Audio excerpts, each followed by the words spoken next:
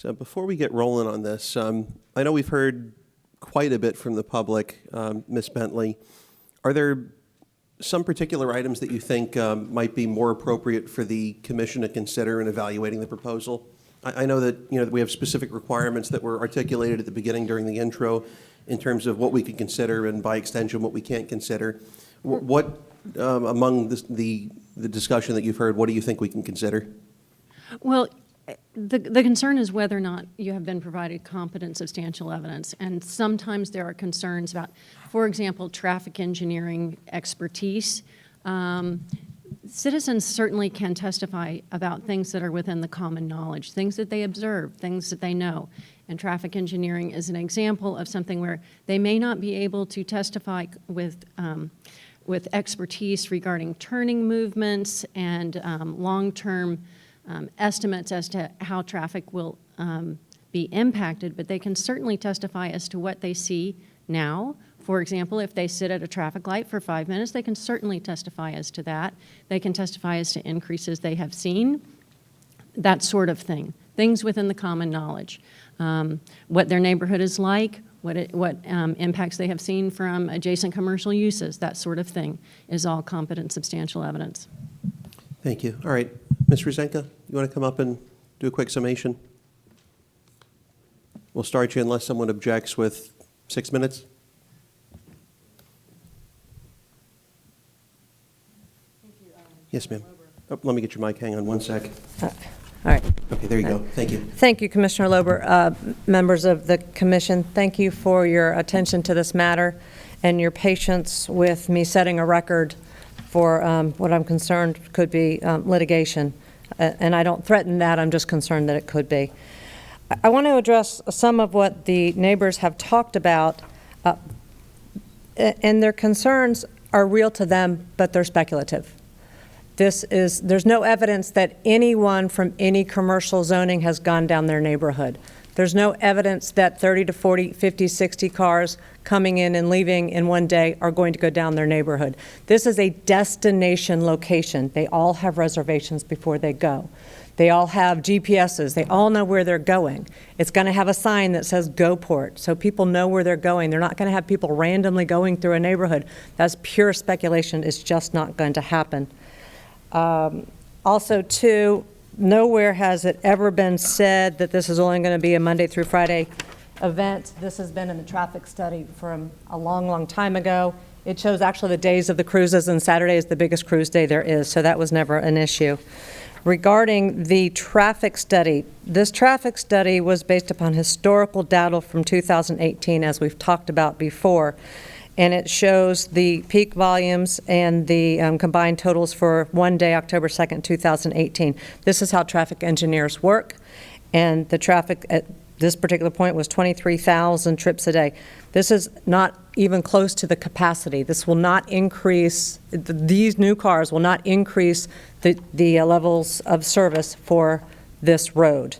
Also, too, there was a man that said traffic has increased since 11 years ago. In 2009, the historical data from Courtney at this location, just a half a mile to north, was 27,000 trips a day. It's now down to 23,000 trips a day by the FDOT information. No traffic studies were during COVID. There's no requirement for a traffic study. This is a developed site.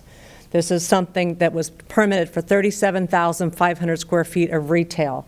There's only 27,000 square feet, 27,500 now. And again, that is not necessarily being used. You got 8,500 being used right now. This is a primary use of commercial parking. Again, it's a destination location. Cars come and go. Cars go into the development to the north, the commercial use there. No one testified that people going to Luke to the north are traveling down their road. So they are concerned about this road. The 2004-2005 denial of a CUP for alcohol was because of a 10,000 square foot billiard hall. That evidence is not substantial for now. How do we know that they're not going to be drinking except when stated? That's a condition of the BDP. There was talk about undue hardship of the residents. This use is not in their neighborhood. This use is adjacent. It has a buffer of over 200 feet between the nearest home. And there are only a few homes that even back up to this. How do you keep the safety of the residents? It's by this buffering and by the fact of the use.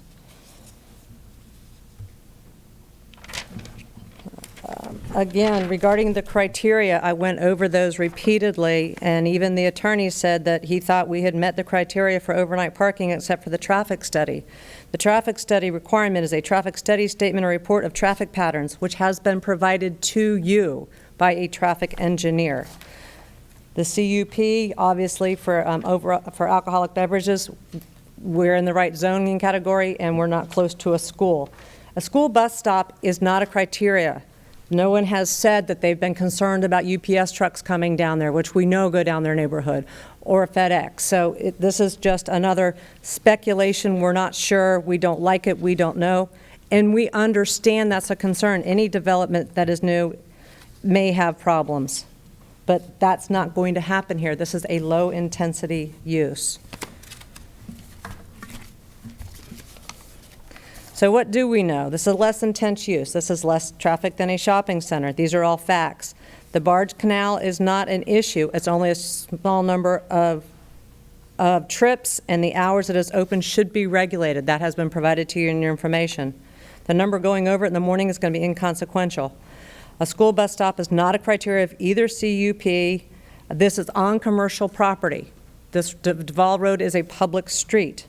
It was permitted to be used with this public street through this county and through St. John's and through FDOT. Whether anyone likes their business plans or think it's going to fail is irrelevant. If they can obtain a liquor license is irrelevant. All of the comments that are provided to you have not had facts to refute the prima facie case that we meet the code requirements.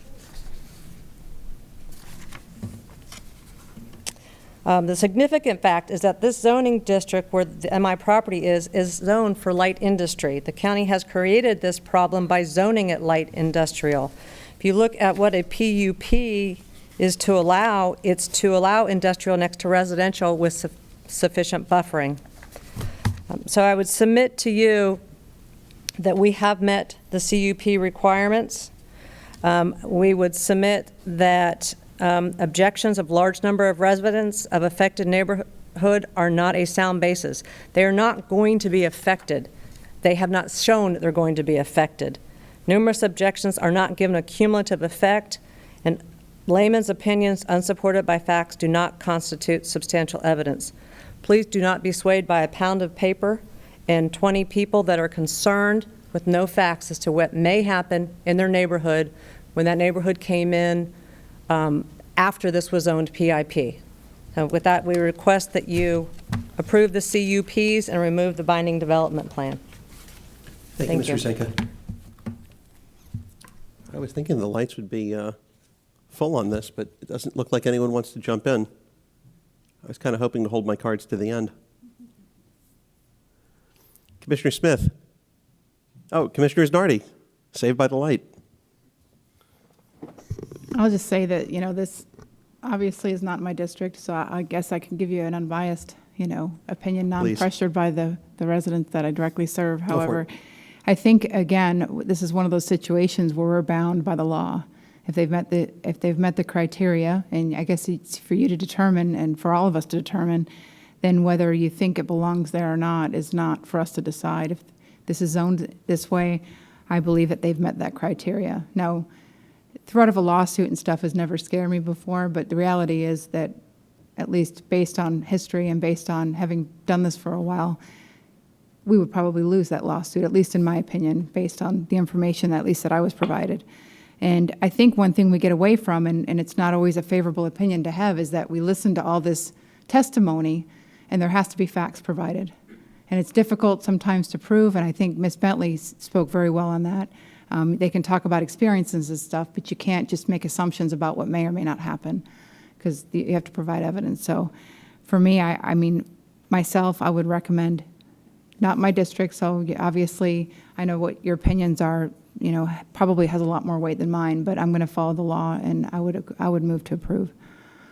So Okay, I'll treat that as a motion, Commissioner Nardi. So I'll make a motion to remove the BDP and approve the CUP. Okay, there two separate items. There's a CUP for overnight commercial parking and a CUP for alcoholic beverages. So the motion would contemplate both of them? Correct. All right, Commissioner Pritchett?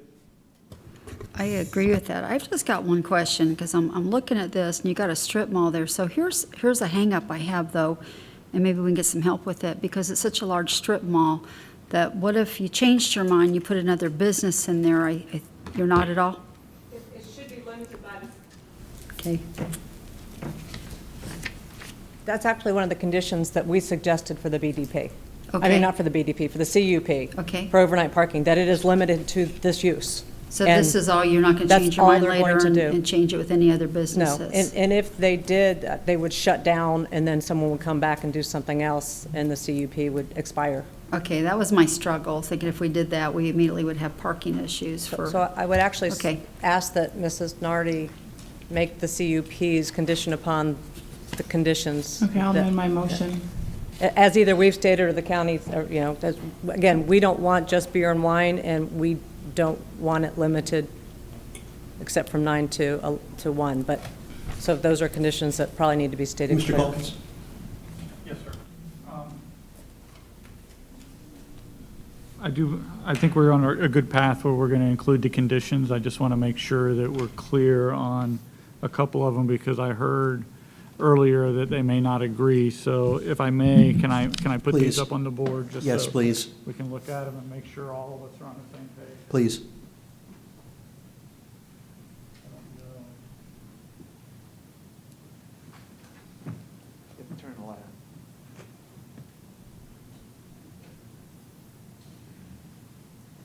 Maybe not. No?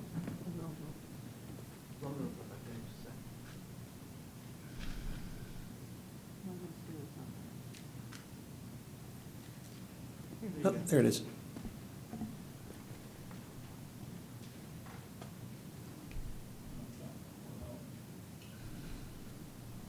So what I understand from the applicant and the discussion, that we're good with the condition number 1, 2, 3, 4, 5. They would like the beer and wine only to be stricken. Correct. So basically replace it with alcohol instead of beer and Yeah, wine? it'd be full liquor, Full liquor instead of beer and wine? yes. The hours of operation are okay? No, 9 to 1. They would like 9 to 1, if I remember correctly. Okay, so 9 to 1. And then we're good with number 6. Number 7, there's the question about the number of cruise parking. I believe their request was 232. So the motion is for 232? Correct. Okay.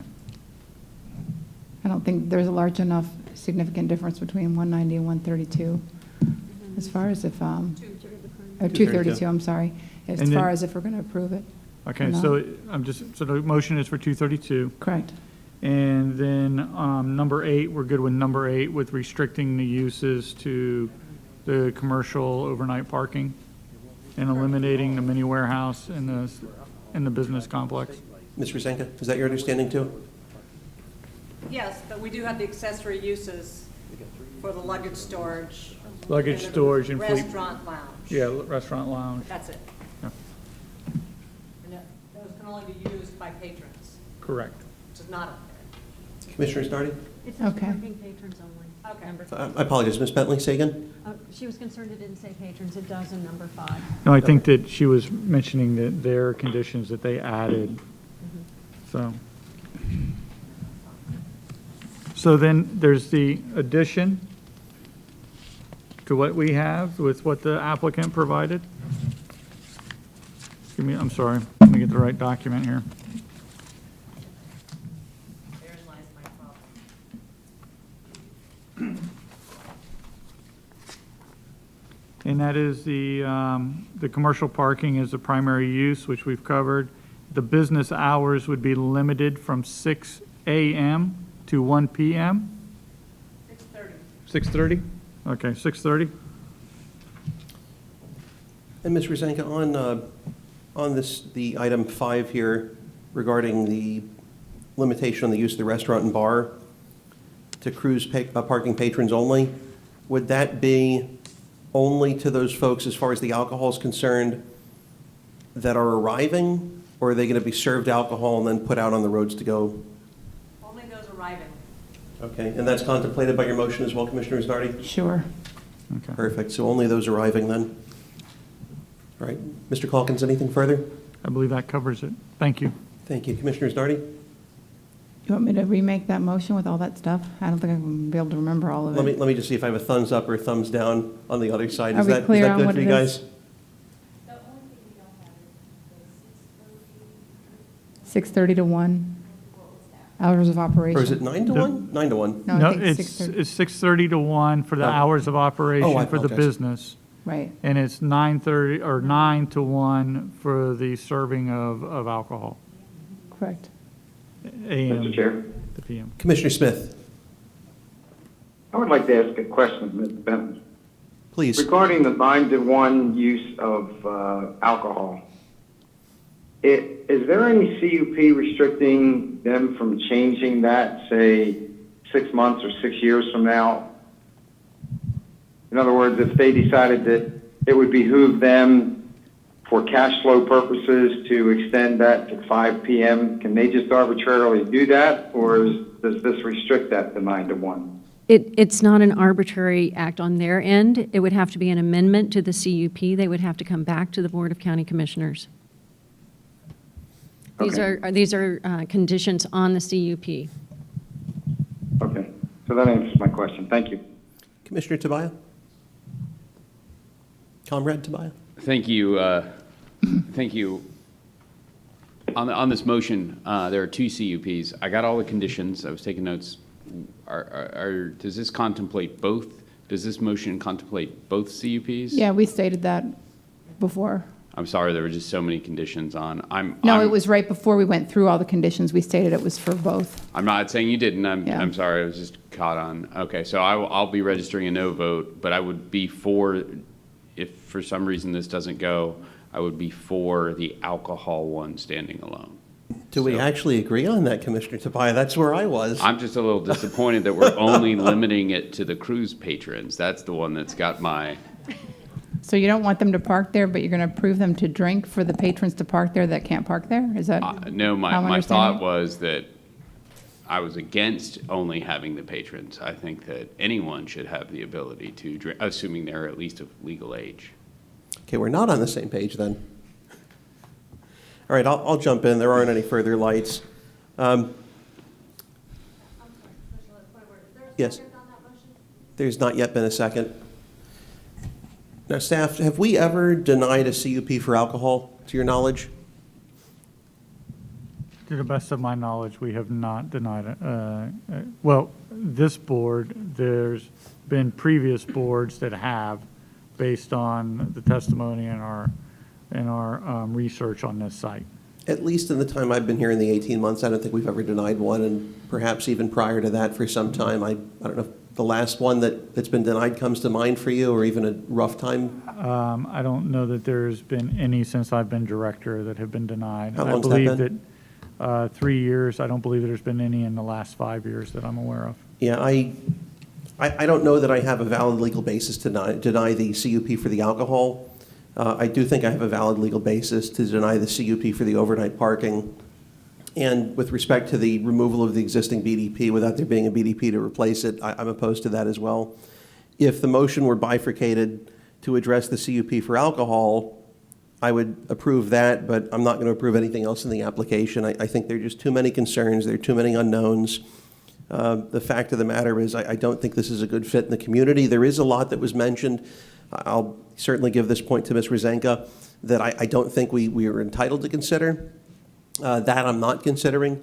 There were also quite a few documents that were brought up last minute. To the extent that those weren't previously provided in the disclosures that I provided, I really didn't have much of an ability to consider them. So if they had something that's new, I apologize, but really we only can look at what we have time to look at up here.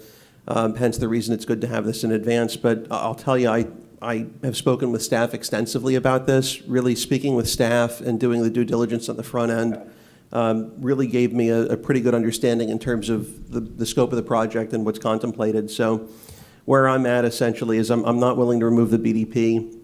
I'm not willing to do the CUP for overnight commercial parking, but I just don't think I have a basis to deny a CUP for an alcoholic beverage service. So we'll see where others are at. Sir. I spoke incorrectly. We're on the exact same page. I didn't want you to think we're different on that. Oh, we one. are on the same page. I'm okay with my only disappointment was it was limited to those cruise parkers. I thought everyone should be able to pull up and purchase the alcohol there.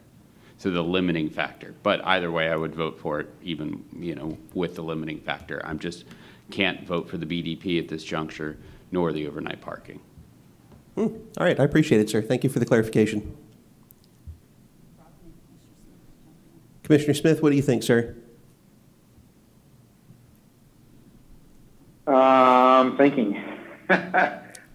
You have raised some interesting points. I am inclined to second the motion by Commissioner Isnardi, but you've raised some interesting points. Don't do it. Commissioner Pritchett. I think I'm going to second the motion by Commissioner Isnardi, but here's a thought on that. If this was brought in with a lot of businesses, it's going to be a lot more traffic. And when people are just using it for a parking lot, it's really kind of calm. So I think the only thing that I had a little bit of struggle with is maybe buses coming and going, picking people up. But I think that's through just a limited amount of hours too. So again, sir, the Sure District, you carry the most amount of weight on this, but just from everything I was listening to, it's close to the road. I think it's going to be less traffic density. So, and I think legally, as far as where I was sitting, they kind of proved their point too, so. And I understand where you're coming from, but what I'll tell you is I think the point that, quite frankly, was emphasized this evening in a way that really did resonate is it's not just the folks parking. If they're dedicating an ungodly amount of square footage to storage and to receiving luggage, presumably they're going to receive it not only when those folks show up with it in their trunk, they're going to receive it from some third party, whether it's a freight company or whether it's UPS or FedEx or USPS, DHL, Airborne Express. I'm running out of company names, but bottom line is I'm just concerned you will have a lot of heavy commercial traffic on that road. I don't like the fact that there's a school bus there. I am concerned about that. I understand that on the north there is a commercial operation there of sorts, but I think a situation that may be tenable with one, when you're doubling up on that and you're introducing an element that wasn't previously there, it really compounds the potential for there to be a problem. And I do appreciate the offset that there are sidewalks in the area. I think that's great. But that in and of itself doesn't resolve the issue in my mind. I think the sidewalks lessen the likelihood of an issue, but I'd rather keep that likelihood as low as possible.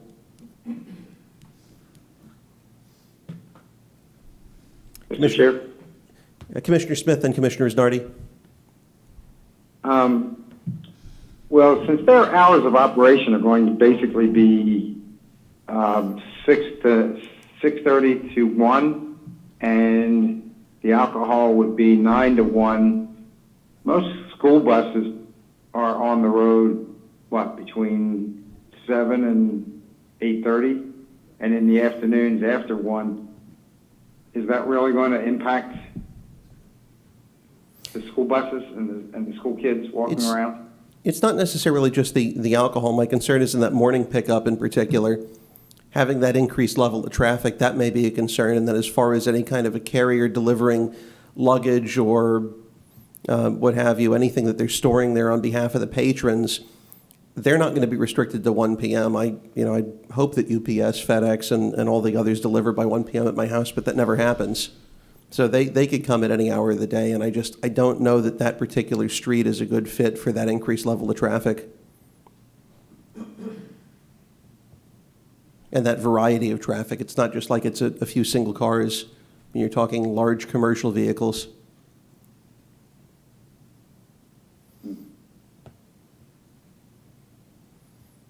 Okay, thank you. Yes, sir. Commissioner Isnardi?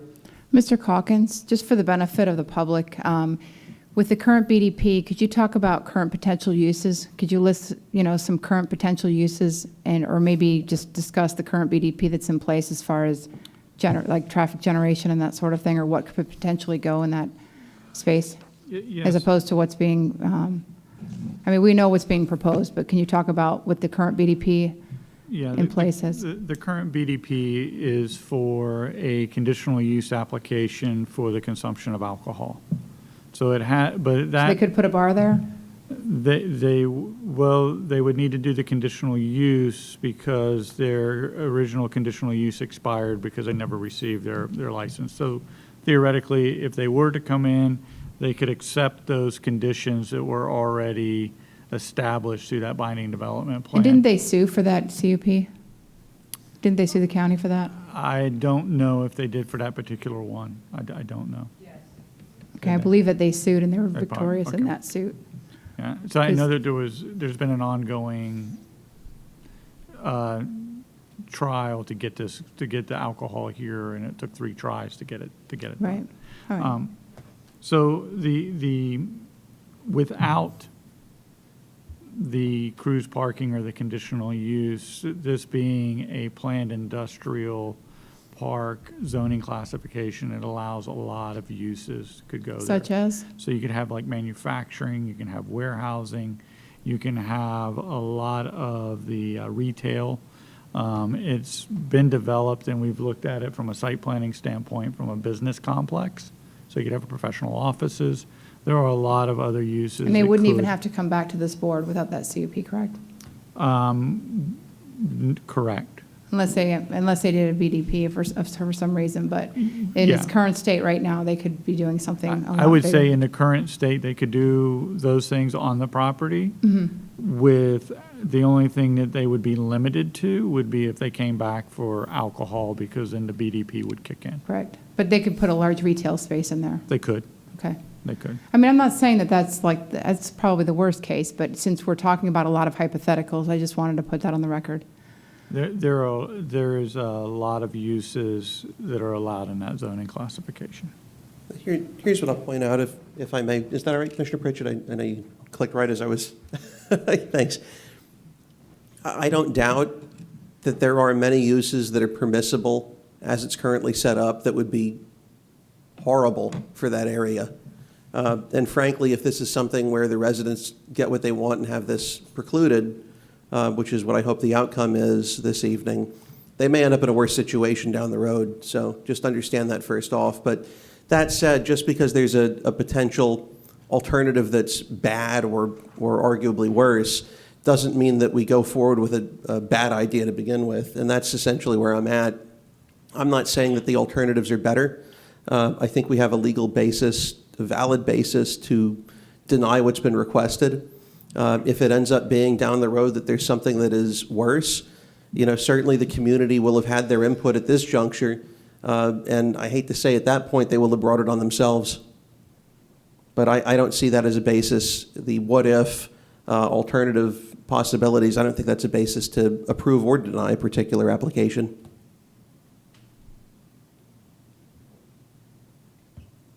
Commissioner Pritchett? Yeah, this is like tough, but if this would have been in my head increasing problems, but it almost seems like in my head it's decreasing problems, because if you get a manufacturer in there or retail, there's a lot of deliveries that go on with that also. But just a parking lot, they just kind of come park, and if they're parking overnight, they're just going to be there. And I guess there's going to be some in and out. And when I was asking questions earlier, I would like to know what you think the traffic would be during the day alongside with deliveries. Again, my hang-up is if you brought in an extra business, and then we had other problems with people not being able to park, and you have people off of the parking lot parking. And then the other thought was that maybe getting in and out. But, with the Duval there, it's kind of, they're already using it for industrial, and that would be the entrance into a whole strip mall anyway. So I don't know that road really is kind of got a lot of pull on me right now with this too. I'm just thinking this might be less traffic than it is going to be if I think it would have been even a sports bar at one time. I don't know, I just think that this could be a less problem The only thing I think it could be more problem is people are going to come off of this area to park on that bridge. It's got my attention, but if it's less traffic than if you put in a very good business where people are going to come off the other area to come over there too. So I don't know, it almost seems like it's going to be less problem, so. I can tell you, I'm not on the north side of the barge canal, but my office is not far to the south of it by any means. And it is an atrocious setup, the way that it's currently constructed. So, truth be told, anything that increases volume up there is going to make it worse. But I understand where you're coming from. But I would caution you not to get too hung up on the what ifs.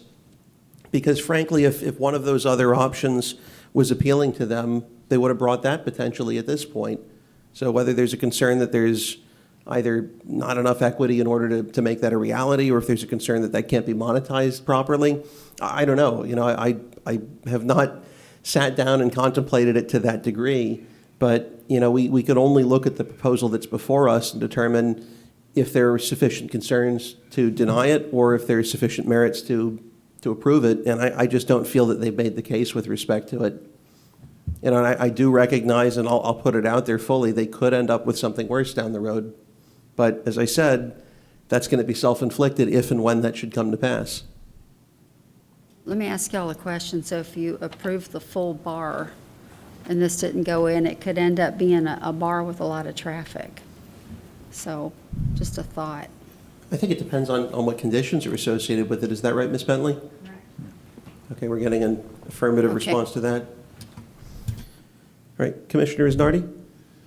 I mean, we can keep talking, but I just wanted to say it's not, for me, it's not okay, because usually we always defer to the commissioner. For me, I'm just looking at legal basis of denial, and I don't see it there. Because if I did, I would be on board quickly, because this is your district and your area. I'm just not comfortable voting for it, because I don't think a legal, and I know you're an attorney, but we don't always agree on healthcare issues, and Sure. I'm the healthcare professional. So, I mean, I just think that, based on what was presented, I don't see a reason to deny it. So that's sort of where I'm stuck.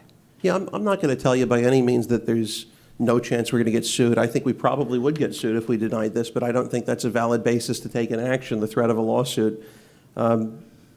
It's certainly a possibility. But we should change our rules or change our criteria as much as we can to fit what we think is best for developments, that sort of thing. Because we don't use hypotheticals, but yet we do. We do all the time in our arguments when we say, well, they could do this and they could do that when we like or dislike something. So I'm not saying that they're going to go in there and put a retail strip mall. I'm just saying they wouldn't even have to come to this board and do that. And this may be more profitable for them, or it may be less drama, maybe less employees. But if they can't do this, that may be what they do next. And I'm not It's saying possible. that's the It's case. possible. but- Let me ask Ms. Bentley, if I may. I'm not a land use attorney by any means. I have never aspired to be a land use attorney. Wasn't on the bar exam, didn't study it, didn't take a class in it.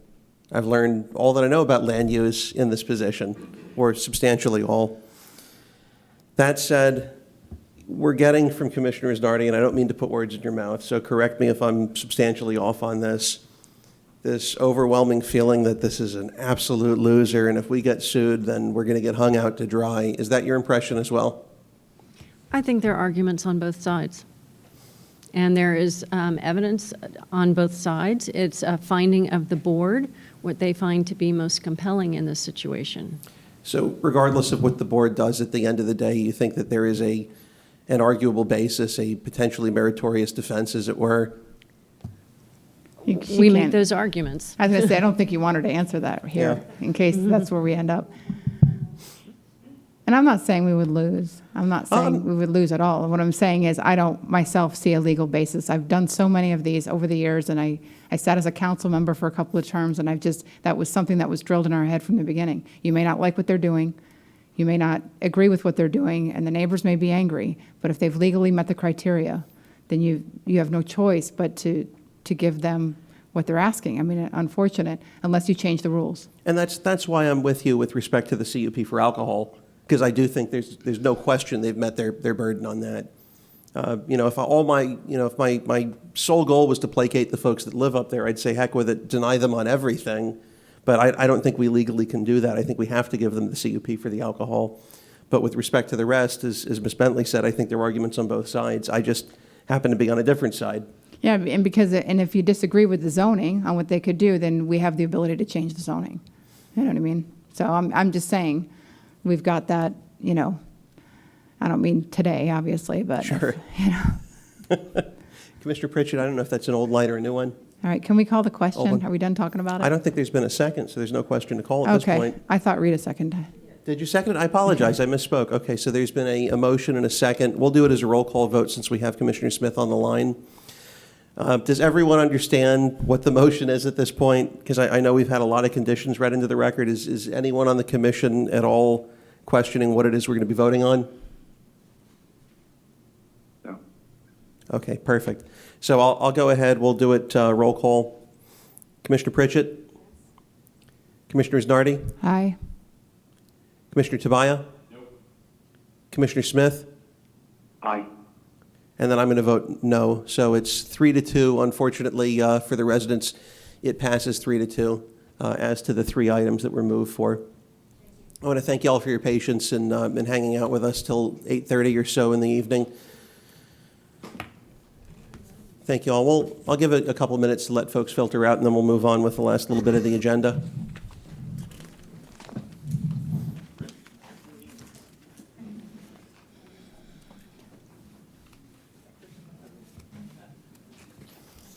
Well, I guess the good news is we're not getting sued over that.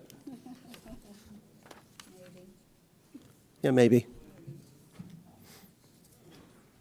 I've got an item coming up here I certainly don't want to forget because I did neglect to remember on Tuesday. I don't think we have any public comment under Kilo, do we? I don't think there's anything else.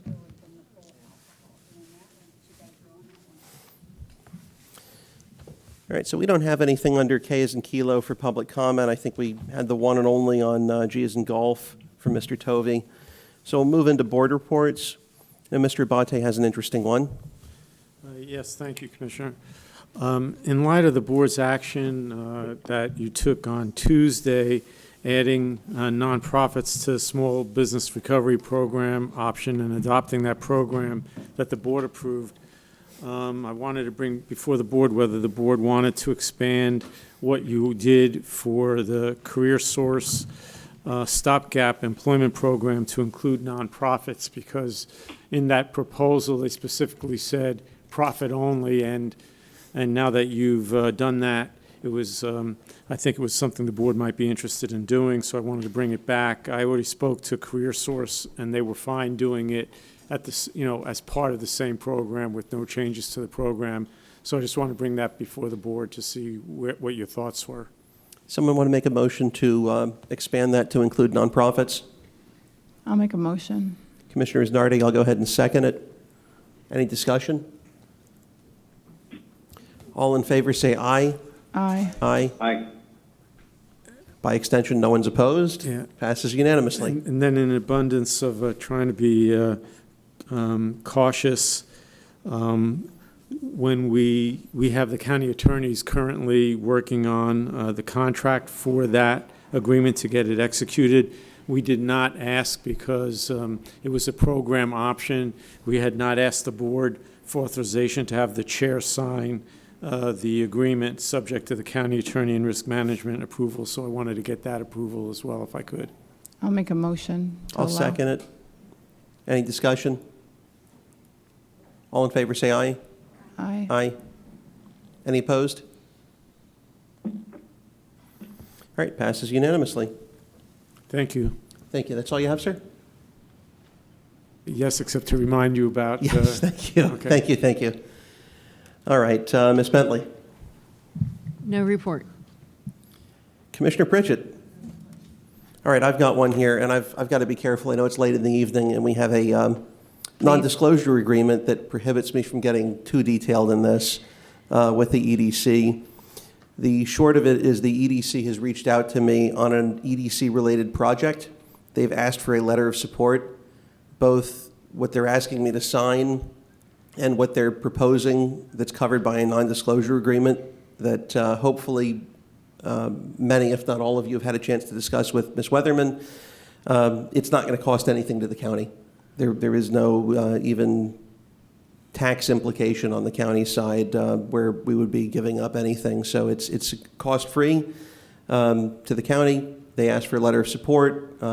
I can't really get into the details, although it makes requesting the authorization to sign that letter awkward. Has everyone, well, let me just ask differently. Who's spoken with Ms. Weatherman with respect to this item? Okay, Commissioner Isnardi, Commissioner Pritchett. I have, but I did not sign the non-disclosure agreement. Okay, and then Commissioner Smith, have you had a chance to speak with Linda? All right. Given that it sounds like everyone's had a chance here, would someone please make a motion to authorize me to sign a letter of support in order to further that project or potentially further that project on behalf of the board? So moved. All right, a motion from Commissioner Isnardi. I'll second it. All in favor say aye. Aye. Aye. Any opposed? Passes unanimously. Thank you. That was awkward. Commissioner Tobias. Thank you, and I haven't done this before, but on Tuesday, the board voted to add nonprofits under the grants for the small business program. While I was prepared to vote no, I wasn't prepared enough to advocate my position accordingly. So I would like to point out things that could result in handing out tax dollars to some of these nonprofits with disgusting mission statements. Some are obvious, such as NAMBLA, which is the North American Man-Boy Love Association. NAMBLA's mission statement is, quote, goal is to end the extreme opposition of men and boys in mutual consensual relationship. Another example of a nonprofit, I'm sorry, but these are possibilities. Westboro Baptist Church. If you'd like to find out more about the Westboro Baptist Church, you can go to their website, godhatesfags.com. Another one of these nonprofits would be the Nation of Islam, Mosque 74. Their national leader, Louis Farrakhan, has repeatedly attacked the Jewish and gay population. In a statement, he said, "The Jews don't like Farrakhan, so they called me Hitler." Well, that's a good name. Hitler was a very great man. It goes on and gets worse. But here, some of this is more nefarious. Some of these nonprofits aren't as obviously objectionable. So I looked up some of these ones that file. The Shark Hunters International, which I thought sounded like a pretty cool name. So I looked up the Shark Hunters International. Another nonprofit. It's a neo-Nazi organization that uses its funds to organize trips to places that are important to the Third Reich. They believe that Hitler did not commit suicide and escape to Argentina. Their views are so extreme that even certain neo-Nazi groups believe that the Shark Hunters go too far. So in closing, first of all, please don't public record request my search history. Is that a dare? Yeah, it's you would find there are plenty of other bad ones there.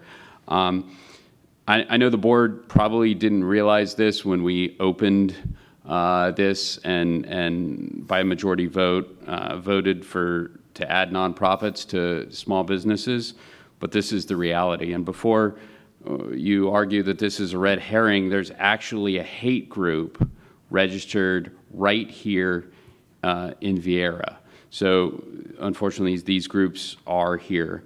More importantly, the board determined that these groups only need to have a physical location in Brevard, not necessarily be based here. So it's entirely possible and even likely that there are many objectionable groups that would qualify for these funds. While I won't make a motion, as my no vote previously indicates I don't support any of these type of groups, and I certainly don't believe anyone else here would. If someone would like to reconsider, I certainly would be more than happy to second a motion to make sure that these groups don't receive any dollars whatsoever. Commissioner Pritchett. I'm fine with none of them getting money either. I think for-profit groups can do crazy stuff too. So maybe we need to make sure the county's doing some criteria. I don't even know how to do that legally, Ms. Yeah, Bentley, but. That's the real worry that I have when we start policing what their views are. And maybe the best thing to do would be to task staff to come back to us at the next meeting with options to preclude the funding to groups that would be universally objectionable. I don't know that there's going to be an easy way to do that. Yeah, if they're promoting violence, certainly that's a good one. No hate groups. Crime, hate groups, but Yeah. then the question is, what's a hate group? Yeah, let me ask, Commissioner Tobias, I got to ask you, because I saw a South Park episode some years ago that had that NAMBLA, and I thought it was a South Park convention. Is that actually a real group? Unfortunately, it is, and what they've done now is they've created other nonprofits on top of that nonprofit, so they can disguise who they are, but they have a web page and all that other stuff. So, these are the ones, again, these are the ones that are very obvious, but again, once you dig a little bit deeper, and you'll find out that some of them that have innocuous names actually have very nefarious intent. So I'm pretty concerned that whoever we task could overlook any of this stuff, and money could. And if you're concerned about money going to businesses, and we lumped this all into one, the more money that goes to the Westboro Baptist Church or the Shark Hunters International, if we divide that $10 million up, that's less that are going to legitimate businesses. And I know no one up here contemplated this. I'm certainly not thinking that anyone would support any of these groups. Unfortunately, people do support these groups. It's just not, us. I just hadn't done the research to look at how bad some of these nonprofits really are. And I'm sure 99.9% of them are great. But unfortunately, I imagine there are plenty out there that would be eligible for these funds, and I certainly wouldn't. I don't think it's a proper use of taxpayer funds. I appreciate it, sir. Commissioner Nardi? And who's to say any for-profit business that applies for funds don't belong to half of these groups? That's the part that would be impossible to police, so. Well, I mean, it's actually not, right? You don't hand the money out to businesses and then you don't have this thing. But yes, I understand what you're saying. Right. Yeah, thank you for opening that one up. But I understand, you could say that strip clubs give you heartburn, right? But they're a for-profit business and we're going to hand it out. Or I got to use the right word. I almost said pot, then I changed it to marijuana. Now, cannabis dispensaries, you could say that those, or gaming establishments, betting, are not something. But either way, no matter how you view them, I think the hateful speech about how wonderful Hitler is, or, consensual, I don't know how minors are entering consensual relationships or any of the stuff. Even the worst for-profit business is probably better than lots of the ones that I put here. It's just a thought. Oh, hang on. just bring something back, I guess. Commissioner Pritchett? Figure out something legally, but even when the government gave out all these funds, they gave them to nonprofits too. So there's got to be something there that they used as criteria to divvy out funds. So, because I know churches got them. We'll have to take a look. Okay, but when I thought about this, I at least thought of the Humane Society and these types of businesses. So, that's something we need to probably take a peek at. Commissioner Tobias, I'm sorry to belabor the point, but you mentioned that there's at least one hate group here locally. We don't have the ones that use this as specific examples. We don't have them here, do we? Any of them? I'm hoping not. I'm sorry, So as in like here? NAMBLA and the Shark Hunters, or whatever it was that was the name for the neo-Nazi group? No, I didn't want to get into it. But when I say hate group, it would be the Southern Poverty Law Center is the one that is only a list of some that I compiled. There was philanthropy. The Chronicles of Philanthropy puts out dozens of hate groups that have charity status, yet espouse hate. So there's a bunch of, over the last couple of days, I've been trying to put this stuff together to come up with a myriad of list of not only ones that espouse hate, but are just reprehensibly disgusting. So, you know, that I just mixed them all together. Because if there's, you know, if there are 2 or 3 or 5 locally, maybe looking to see what they do would help Ms. Bentley in formulating how we go about addressing the situation. I don't know, I'm just speculating at this point. Yeah, hate speech, but then again, how do we define hate speech? So I don't know that there's a great way. There's several different definitions of hate speech for sure, but, all right, Commissioner Smith. No report. Commissioner Znardi. No report. All right, and before I adjourn it for my comrade over there, Commissioner Tabaya, have you had dinner this evening? I'm on a diet. Well, I was going to teach you a little Russian from the little bit that I can recall from back in the day. Ya hachu yudu, which means I want food. So we're going to adjourn right now at 8:45 so I can get that food. Thank you. The opinions expressed by any member of the public during any period of public comment do not necessarily reflect the views or opinions of the Board of County Commissioners of Brevard County, Florida, Space Coast Government Television, or the program sponsor, and are solely those of the presenter. The Board of County Commissioners of Brevard County, Florida, Space Coast Government Television, and the program sponsor hereby expressly disclaim any and all responsibility or liability for any defamatory or slanderous statements expressed by any member of the public during any such period.